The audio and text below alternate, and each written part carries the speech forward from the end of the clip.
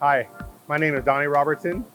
I'm a maintenance technician for Unimacts Global, and I'm in Las Vegas, Nevada. And I've been with the company for about 15 months. It's a family-oriented group of people here.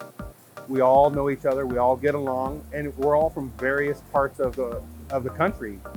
And we all come here to do a great job for our company and promote cleaner energy for the US. And I work on all the building maintenance, the machinery, and anything else that comes my way to be fixed properly. If you look at this machinery, you'll see 10 or 15 motors, and all of them have to go down in unison at one time. That's making sure that the holes were all precise for the solar panels to go on, so it all goes in unison together.